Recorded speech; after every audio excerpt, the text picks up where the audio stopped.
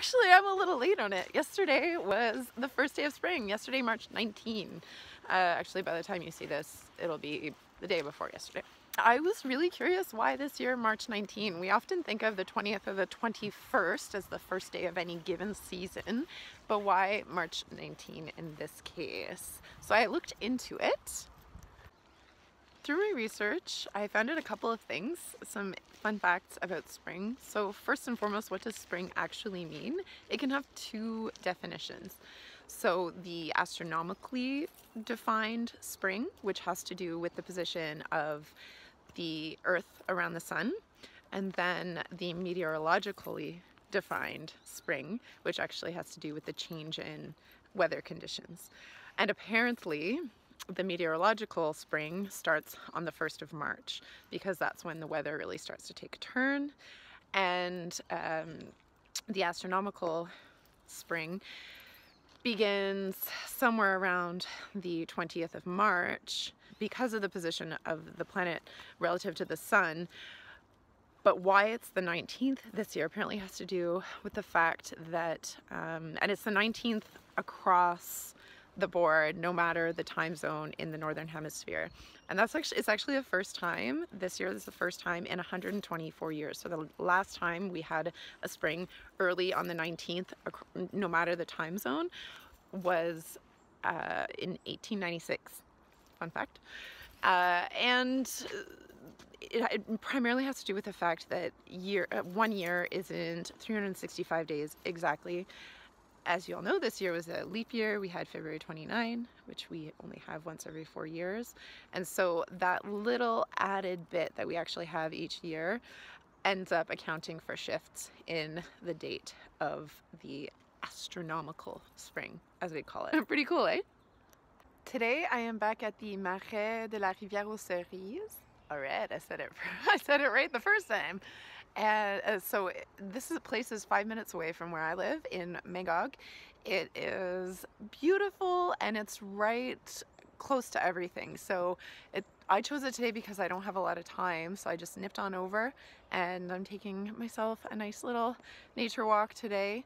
I already see some squirrels and I hear some birdies and it's just so, so lovely. So let's see what we can find today.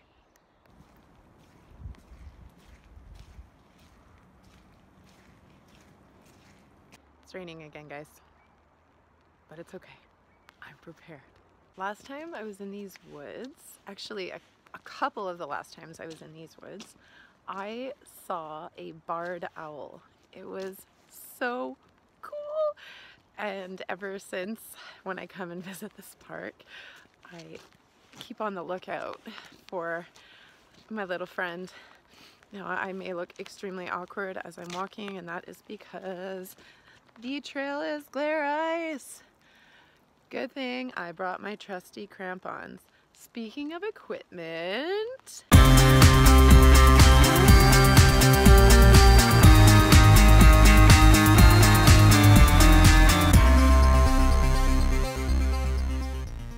yesterday's word of the day was coniferous. So coniferous has to do with the word conifer, and that word is essentially grouping together all of the trees that have needle or scale-like leaves and cone or cone-like fruiting bodies. So that's where the name conifer comes from. Conifer. That's not how you pronounce it, but you get the idea. And that actually includes a number of different trees that you're probably familiar with. This is a conifer. This is a conifer. This is a conifer. This is a conifer. This is not a conifer. Yesterday's mystery was who left or who made that hole in that tree.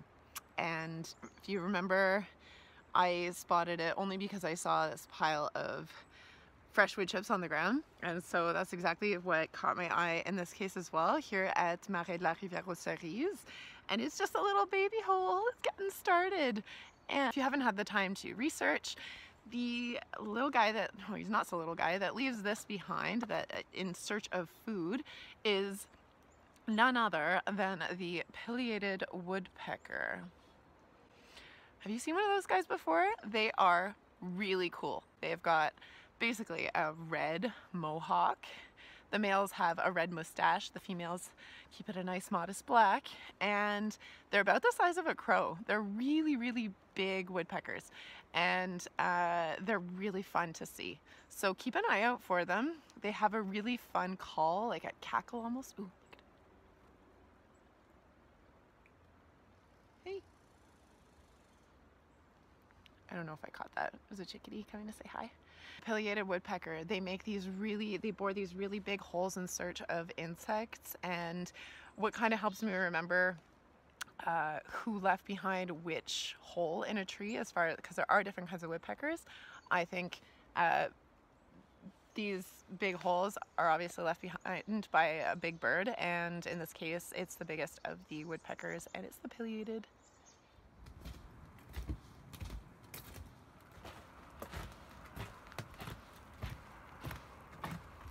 All right, nerds, I have not been doing an action of the day, and I promised, and I have not been doing it. Let me tell you why. I had an idea in my head to do an action of the day, specifically an action that was aimed at helping the environment, let's say. I've been doing some thinking, however, and I think I want to broaden that. I don't want it to be just centered on the environment. I want it to be something that looks at everything. And so instead of calling it just the action of the day, I'd like to call it the bigger than me action of the day. And what I mean by that is any action, any kind of gesture that shows that you are thinking about the world beyond yourself. So that could be thinking about preserving and protecting the forest near your home, but it could also be about showing someone you love that you care, or showing kindness to a stranger. And I think we're in a really good time right now. We have a lot of time on our hands, some of us, lots of time to think about who we are, who we want to be. And personally, I want to be a person who thinks about the world that's bigger than me, that thinks about the place I occupy in that world, and acts in such a way as to try and make it better. So there you have it, the bigger than me action of the day. Let's start with an example, shall we? So let's start with something small. I have noticed that when I'm out nerding, I say hello to everybody, even whether, you know what, there's that awkward moment where you're like, oh, they're not looking at me, maybe I shouldn't look at them, and oh no, I think they looked up when I looked down, and do I say hi, or do I just smile, or do I do both, or is it bonjour, hi? Or I've definitely made it more complicated than it has to be. My bigger than me action of the day, and that I'm going to try and keep on a daily basis, actually, when I'm on my nature nerding excursions, is to say hello and smile at anybody I come across. And hopefully, at the very best, that puts a smile on someone else's face. And at the very worst, you know, I don't get a hi back. It makes them feel uncomfortable, and that still kind of amuses me a little bit, if I'm being honest. So, big accumulations of seeds, or no, excuse me, not seeds, scales. Someone's basically stripped a cone right down. A friend of mine told me that there's a certain animal that likes to eat these like cone on the cob. Good one, right? Well, the rain is picking up quite a bit. I didn't see my barred owl friend, unfortunately. Maybe next time. But I learned about spring after doing some research.